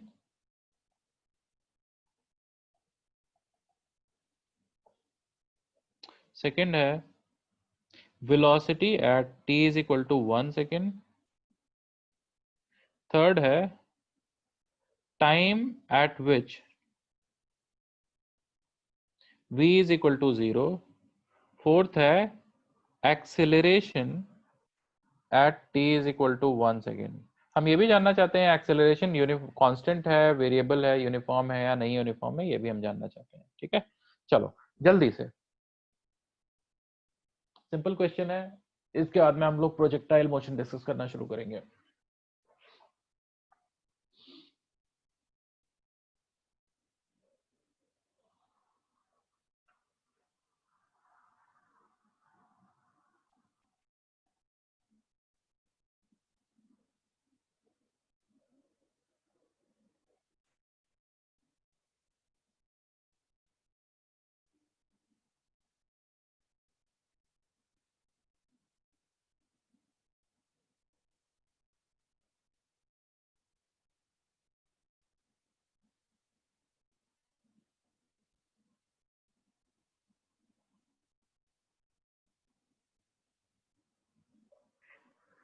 ठीक, यहाँ पे position as a function of time given है, तो अगर किसी भी time पे आपको पोजीशन निकालना है, सिंपली यहाँ पे टाइम की वो वैल्यू लिखो, आपको पोजीशन मिलेगा। जैसे पहले केस में अगर आपको इनिशियल पोजीशन निकालना है, इनिशियल मतलब t इज इक्वल टू 0, तो यहाँ पे t की वैल्यू पुट करोगे, इनिशियल पोजीशन मिलेगी आपको 0।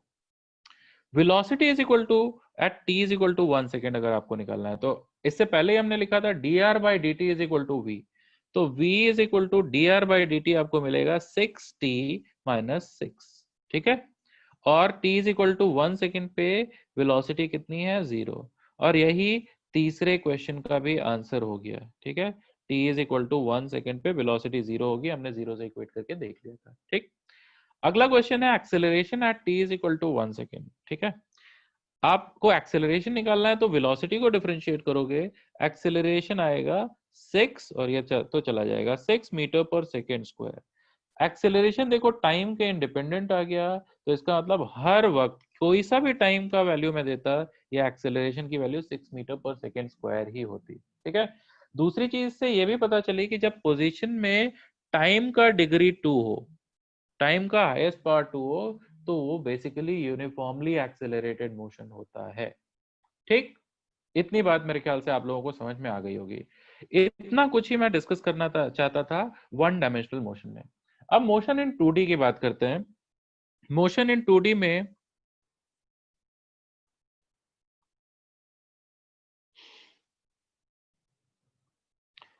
हम लोग बात कर लेते हैं प्रोजेक्टाइल मोशन की। प्रोजेक्टाइल इंपॉर्टेंट है।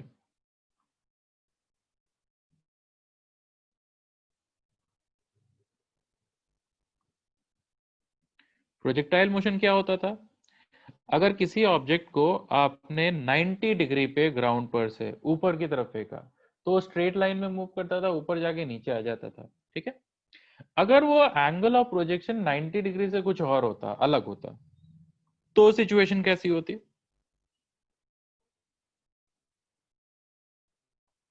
अगर मान लेते हैं ये यू ए ऐसा कुछ बात होता था। ठीक है। ये जिस पॉइंट से हमने प्रोजेक्ट किया है, वहां से जिस पॉइंट पे वापस ये ग्राउंड को हिट कर रहा है, इन दोनों पॉइंट्स के बीच के डिस्टेंस को हम बोलते हैं हॉरिजॉन्टल रेंज।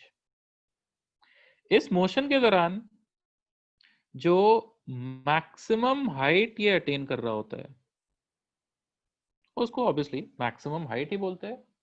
और जितनी टाइम तक ये ऑब्जेक्ट हवा में रहा, उस टाइम को हम बोलते हैं time of flight. Time of flight. तो तीन पैरामीटर्स होते हैं: time of flight, maximum height और हॉरिजॉन्टल रेंज। ठीक है। ये तीनों की वैल्यूज बिना डिराइव किए मैं आपके लिए लिख दे रहा हूं। टी इज इक्वल टू क्या होता था?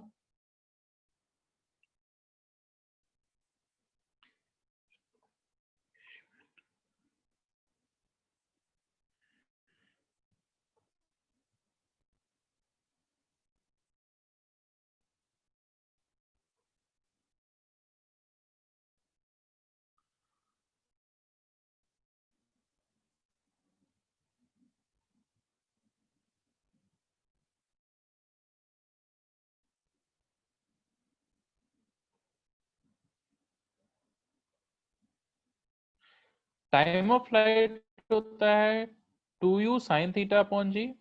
मैक्सिमम हाइट होती है u square sine square theta upon 2g।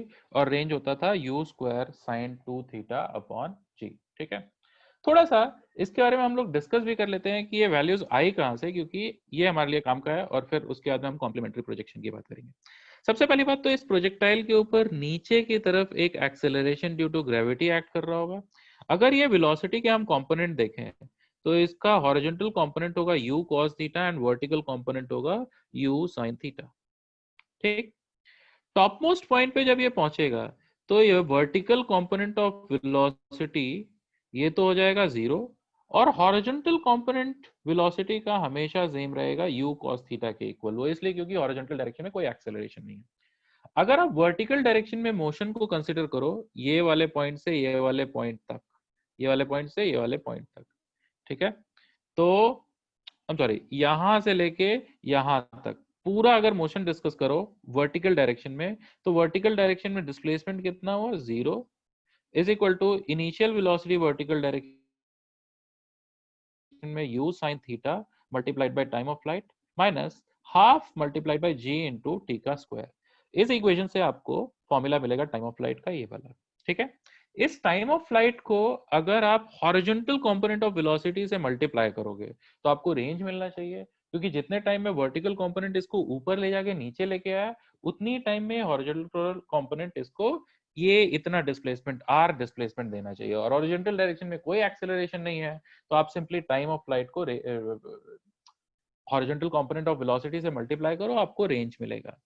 तो हम ऐसा बोल सकते हैं time of flight that is 2u sin theta upon g multiplied by horizontal component of velocity जो कि था u cos थीटा। इससे मल्टीप्लाई करोगे तो आपको रेंज मिलेगी, जो कि obviously u 2 sin theta cos theta होता है sin 2 theta.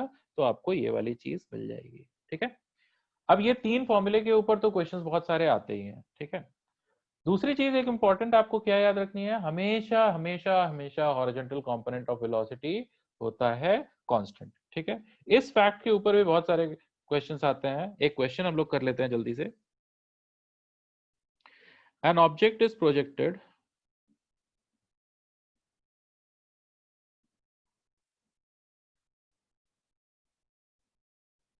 with velocity u at an angle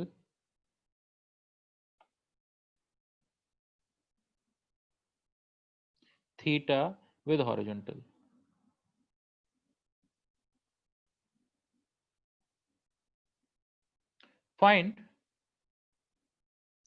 Find its speed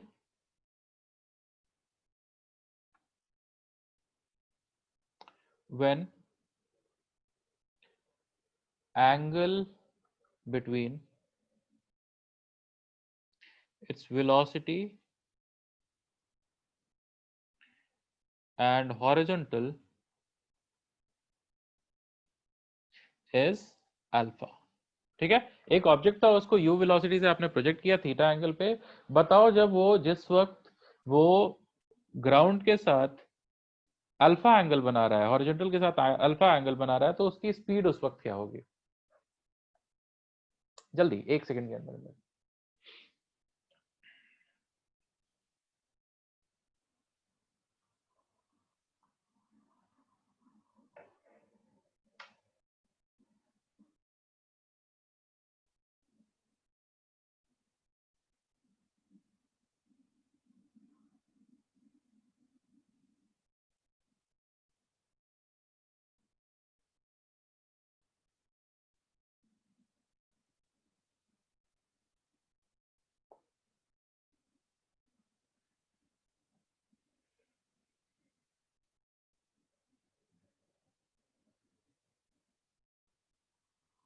जल्दी से।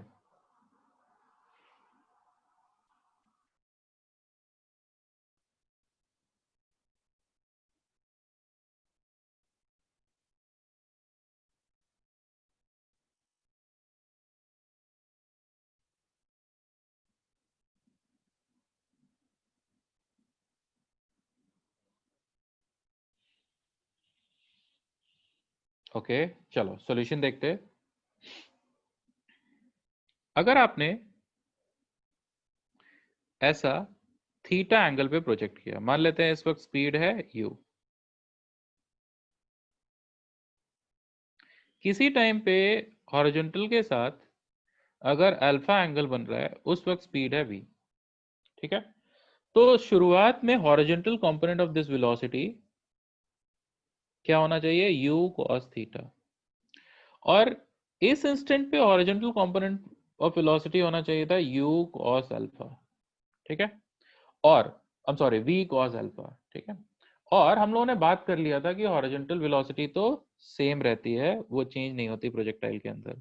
तो हम बोल सकते हैं u cos theta is equal to v cos alpha, या फिर v is equal to u cos theta upon cos alpha. ठीक है, इस तरीके से आपको एक वेलोसिटी मिल जाएगी। ठीक, आगे अगली चीज जो आपको प्रोजेक्टाइल में मालूम होनी चाहिए वो है कॉम्प्लीमेंट्री प्रोजेक्शन।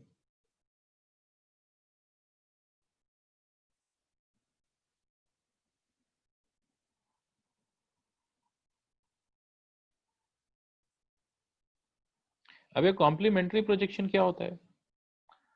अगर दो प्रोजेक्टाइल है, उनको एक ही पॉइंट से आपने सेम स्पीड से प्रोजेक्ट किया, u एंड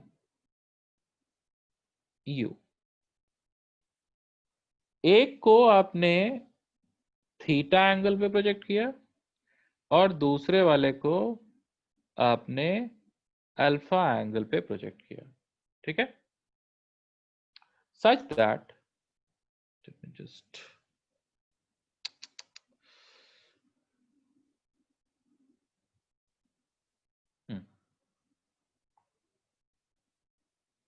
ठीक, such that alpha plus theta is equal to 90 degree pi by 2। ठीक है, अगर सेम स्पीड से दो पार्टिकल्स को प्रोजेक्ट किया जिनका स्पीड सेम है लेकिन एंगल ऑफ प्रोजेक्शन का सम है 90 डिग्री, ऐसे प्रोजेक्शन को हम बोलते हैं कॉम्प्लीमेंट्री प्रोजेक्शन। और ये कॉम्प्लीमेंट्री प्रोजेक्शन में बड़े इंटरेस्टिंग रिजल्ट्स मिलते हैं। वो रिजल्ट्स आपको ध्यान रखने हैं, वो रिजल्ट्स के ऊपर बहुत सारे क्वेश्चंस होंगे जो आपके काम आएंगे। ठीक है, अगर इसको मैं कंप्लीट करूं तो आपको पता चलेगा कि कॉम्प्लीमेंट्री प्रोजेक्शन में रेंज तो सेम रहता है। हाँ, मैक्सिमम हाइट्स अलग अलग होती है और टाइम ऑफ फ्लाइट भी अलग अलग होता है। ठीक है, अगर मैं रेंज, मैक्सिमम हाइट और टाइम ऑफ फ्लाइट लिखना चाहूं तो पहले केस में स्पीड कितनी थी u, एंगल ऑफ प्रोजेक्शन था थीटा। दूसरे केस में स्पीड कितनी थी u, एंगल ऑफ प्रोजेक्शन था 90 डिग्री माइनस थीटा। तो अगर मैं रेंज लिखूंगा तो ये होगा u square sine 2 theta upon g. इस केस में रेंज होगा u square sine twice of 90 minus theta, that is 180 degree minus 2 theta upon g, जो कि basically u square sine 2 theta upon g ही होगा, जो कि मैं आपसे कह ही रहा था। दूसरी चीज, अगर आप टाइम ऑफ फ्लाइट की बात करोगे तो ये होगा 2u sine theta upon g. इस केस में टाइम ऑफ फ्लाइट होगा 2u साइन 90 माइनस थीटा, मतलब 2u cos थीटा अपॉन जी।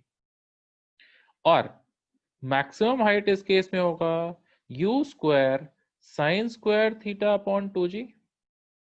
और इस केस में मैक्सिमम हाइट होगा u square sine square 90 minus theta, जो कि हो जाएगा cos square theta upon 2g। ठीक, ठीक है। अब क्या क्या यहाँ पे हमें इंपॉर्टेंट पॉइंट्स हैं जो कि नोट करने चाहिए। पहला, R1 is equal to R2, उसको हम कॉमन रेंज R बोल देते हैं।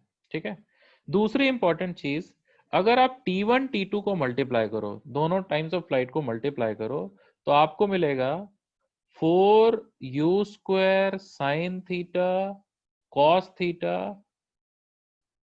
Upon g multiplied by g. ये मेरे ख्याल से है 2/g multiplied by common range.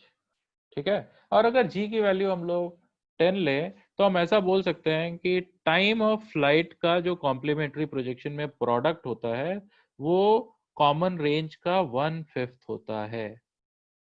ठीक, ये इंपॉर्टेंट चीज आपको ध्यान रखनी है। तीसरी चीज, अगर आप मैक्सिमम हाइट्स का प्रोडक्ट देखो, H1 और H2 का प्रोडक्ट देखो, तो ये आएगा u square sine square theta, u square cos square theta upon 4g square, जो कि अगर 4 से ऊपर नीचे मल्टीप्लाई कर दोगे तो ये मेरे ख्याल से कॉमन रेंज का स्क्वायर अपॉन 16 होगा। ठीक है, तो हम ये भी कह सकते हैं कि ये जो मैक्सिमम हाइट्स का ज्योमेट्रिक मीन है H1 H2, वो ये कॉमन रेंज का 1/4 होता है। ठीक, तो मैक्सिमम हाइट्स का geometric mean root of H1 H2 common range का 1/4 होता है। Product of times of light होता है रेंज का 1/5। एंड एक और आखिरी चीज, H1 प्लस H2 जो दोनों मैक्सिमम हाइट्स थी, उन्हें अगर आप ऐड करो, ये वाला टर्म और ये वाला टर्म अगर आप ऐड करोगे, ये मैं पर्पल से दिखा दे रहा हूं आपको, इन दोनों को अगर आप ऐड करोगे तो u square upon 2g common आएगा, sine square theta plus cos square theta 1 होगा। ठीक, एंड ये u स्क्वायर अपॉन 2g क्या होता था, याद करो, अगर आपने u स्पीड से ऐसा वर्टिकल प्रोजेक्शन दिया होता, u स्पीड से वर्टिकल प्रोजेक्शन, तो उस केस में जो ये मैक्सिमम हाइट आती थी, ये था maximum height for theta is equal to 90 degree. ठीक, तो ये कुछ इंटरेस्टिंग रिजल्ट्स हैं जो कि आपको कॉम्प्लीमेंट्री प्रोजेक्शन के अंदर ध्यान रखने चाहिए। ठीक है, चलो और आगे बात करते हैं प्रोजेक्टाइल के अंदर।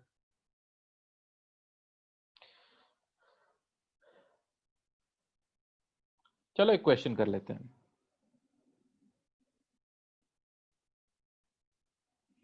मैं क्वेश्चन की लैंग्वेज नहीं लिख रहा क्योंकि बहुत सारा टाइम लगेगा, हमारे पास टाइम थोड़ा कम है।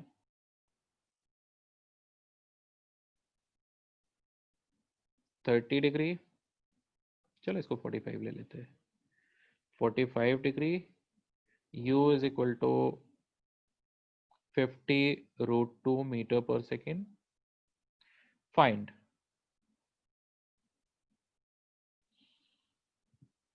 maximum height, range and time of flight obviously। दूसरा क्वेश्चन,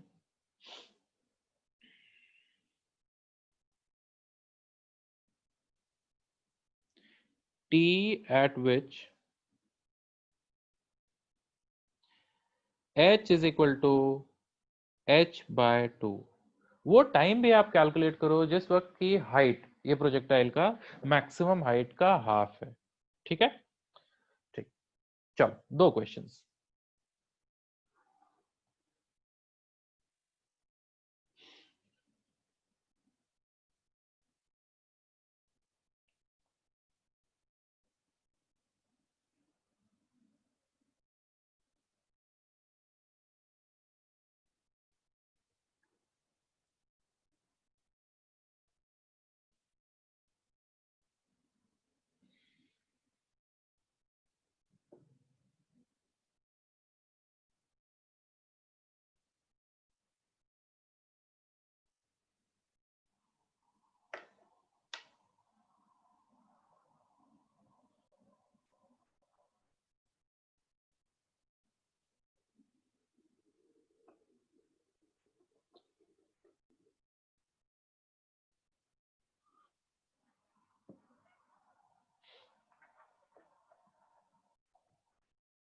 बहुत सारे लोगों ने हैंड रेज किया है, श्रुति, ईशिका, ईशा, अनन्या, अभिनव, प्रियानी, वेरी गुड।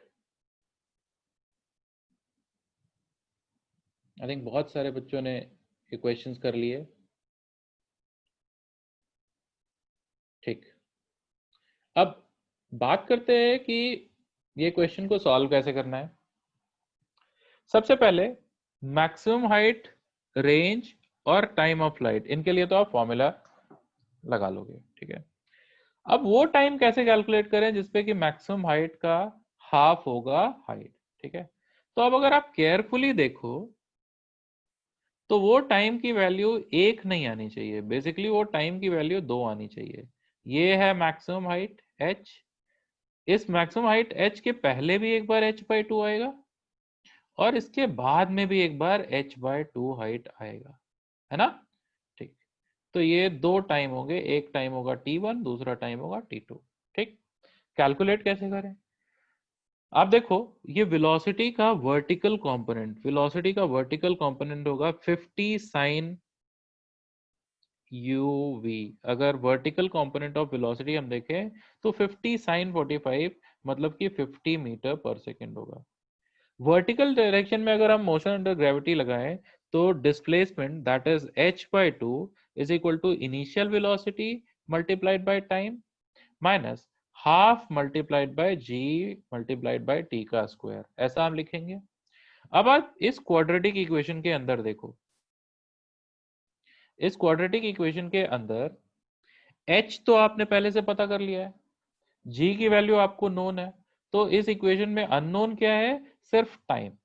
और क्वाड्रेटिक इक्वेशन सॉल्व करोगे तो आपको उसके दो रूट्स तो मिलेंगे, टाइम की दो वैल्यूज तो मिलेगी, t1 और t2 मिलनी भी चाहिए क्योंकि आपको यहाँ पे दिखाई दे रहा है कि दो बार उस वाले पॉइंट पे आएगा। ठीक है, जो छोटी वैल्यू आएगी टाइम की वो होगी t1, जो बड़ी वैल्यू होगी वो होगी t2। ठीक है, आई थिंक मोर और लेस पहली क्लास के लिए काफी कुछ है। पीडीएफ मैं आप लोगों को शेयर कर दूंगा बच्चों। ठीक है, अभी आपकी दूसरी क्लास होगी, दूसरी क्लास के बाद 12:30 पे आप लोग फिर से मुझे मिलोगे। ठीक है, जब 12:30 पे हम लोग मिलेंगे तो चैट में आपके लिए ओपन करूंगा। ठीक है, वो चैट में आप डाउट पूछोगे, वो डाउट किस तरीके से पूछोगे वो भी मैं आपको बता देता हूँ। डाउट आप पूछोगे सिर्फ और सिर्फ काइनेमेटिक्स के। ठीक है, और किसी चैप्टर के डाउट्स नहीं पूछोगे, इसलिए नहीं क्योंकि एक डाउट सेशन में हम रैंडमली हर चैप्टर के डाउट डिस्कस करेंगे ना तो बड़ा बहुत हौच पौच हो जाएगा। ठीक है, हमें फोकस स्टडी करनी है, एक एक क्लास में एक एक चीज देखते हैं, ज्यादा परेशान नहीं होते। ठीक, डाउट्स आप सिर्फ काइनेमेटिक्स के पूछोगे। ठीक है, दूसरी चीज ये कि ये वाले क्वेश्चंस की सर हम लोग 2 महीना बचा है, हम कैसे प्रिपेयर करें या क्या स्ट्रैटेजी होनी चाहिए, ये सारी चीजों पे भी हम लोग टाइम वेस्ट नहीं करेंगे। ठीक है, स्ट्रैटेजी एक ही होनी चाहिए कि हमें सारे चैप्टर्स को रिवाइज करना है, और जो जिस तरीके से मैं आपको पढ़ाता जाऊंगा उस तरीके से वो चैप्टर घर पे आप और डिटेल में पढ़ते चले जाओगे। ठीक है, और कोई बहुत ज्यादा उसमें दिमाग लगाने वाली बात है नहीं। ठीक, स्पेसिफिकली हमें क्या करना है, काइनेमेटिक्स के डाउट्स पूछने हैं। ठीक है, दूसरी चीज बच्चों, एक और चीज मैं बता रहा हूँ आपको, चैट जो होती है हमारी वो बहुत मॉडरेटेड होती है, हमारे पैनलिस्ट होते हैं, कोलीग्स हमारे साथ में बैठे रहते हैं। ठीक है, वो सारे वो चैट को मॉनिटर करते रहते हैं। ठीक है, तो चैट में अगर कोई भी न्यूसेंस क्रिएट करेगा तो उसको हमें हटाना पड़ता है, फिर वो स्टूडेंट को हम लोग ब्लॉक कर देते हैं, उनको हटा देते हैं। ठीक है, तो चैट में आपको थोड़ा सा सिविलाइज रहना पड़ेगा। मतलब आप ऐसा ना समझें, ये कोर्स हम लोगों ने शुरू किया है आप लोगों के भले के लिए, हम चाहते हैं कि आप सभी अच्छा करो। ठीक है, तो उसमें ये है कि हम सबको पॉजिटिव माइंडसेट के साथ आना पड़ेगा। अगर अगर वैसे तो आप सारे अच्छे बच्चे हो, आप हमारे बच्चे हो, हमारे यहाँ से पढ़ते रहे हो, लेकिन फिर भी अगर कोई बीच में न्यूसेंस क्रिएट करेगा तो उसको हमें हटाना पड़ता है। ठीक है, हम ब्लॉक भी कर देते हैं, उसके अलावा हम उसको ट्रैक करके एक्शन भी लेते हैं। ठीक है, चलो, तो अभी के लिए इतना ही। ये सेशन मैं यहीं पे खत्म करता हूँ। इसके बाद में दूसरी क्लास आई थिंक आपकी